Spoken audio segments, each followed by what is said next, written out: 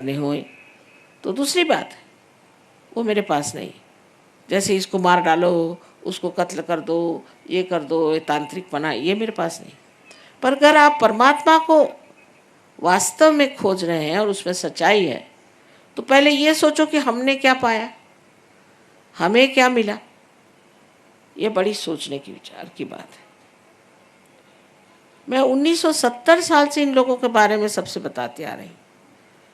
तो उन्होंने जाके बता दिया कि माँ आपको लोग मार देंगे। मैंने कहा मुझे मारने वाला अभी तक पैदा नहीं हुआ।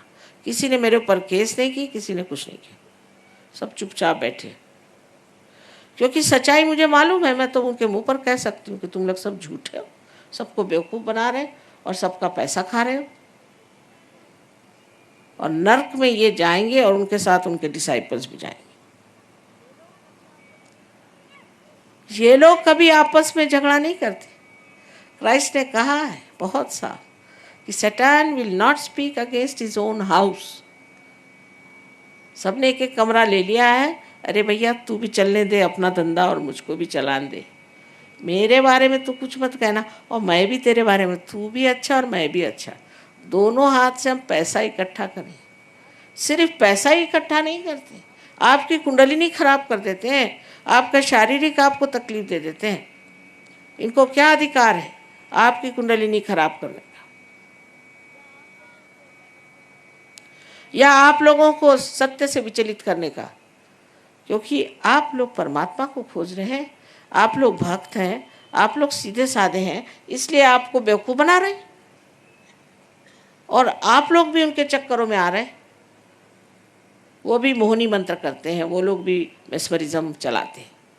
मैंने देखा है कि लोग मार खाते जा रहे हैं, मार खाते जा रहे हैं।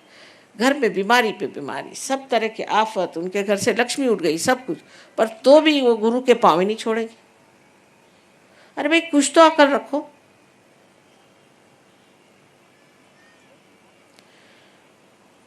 लेकिन आत्म साक्षात्कार के बाद आप समझ जाएंगे, मुझे कुछ कहना नहीं पड़ता, आप अपनी बात कहेंगे भगवान बचा। अभी आपने डॉक्टर तलवार को देखा होगा, कल ऐसे ही चक्कर में थे वो, जो भागे वहाँ से तो उनका सारा खानदान, उनके सारे मित्र सब वहाँ से भागते। बड़े बड़े नाम, बड़े बड़े उनके घर, बड़े बड़े महल, ये सब होंगे। इससे कोई भगवान मिलने वाले हैं? अब इस चीज़ से सतर्क हो जाए, क्योंकि आप लोग विशेष लोग हैं। इस वक्त आपका जन्म हुआ है, आपको परम पद मिलने वाला है, और आप कोई सर्वसाधारण लोग नहीं कि जो अपने को ठगा लें या आपको नाश की ओर ले जाएं। इसके लिए आत्मा का प्रकाश हमारे चित्त में आना चाहिए, और चित्त में आते ही साथ हमारे नसों में, हमारे नर्व्स पे आ जाता है, और हम जान सकते हैं कि कौन सच्चा है कौन झूठा है, कौन सा स्वयंभू है कौन सा नहीं है। हर एक चीज़ को हम खूब अच्छे से पहचान सकते हैं, क्योंकि अब हमारे अंदर अंधापन नहीं रह गया, अब हमारी आंखें खुल गई। यह आत्मा का बड़ा भारी आशीर्वाद है, क्योंकि उसके प्रकाश के बगैर हम परमात्मा को प्राप्त ही नहीं कर सकते। वही हमारा रास्ता है, वही हमारा मार्गदर्शक, उसी के मार्गदर्शन में ही हम ऊंचे उठ सकते हैं।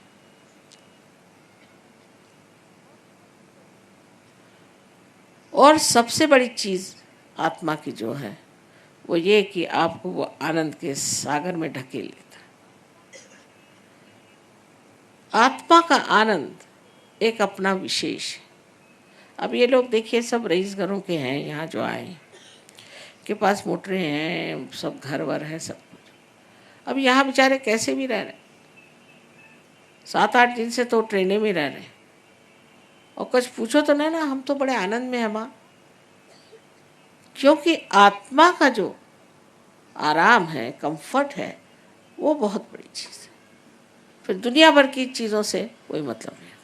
आपकी ईर्ष्या, आपकी घृणा, किसी से कोई सी भी ऐसी गंदी भावनाएं सब फटकती ही नहीं।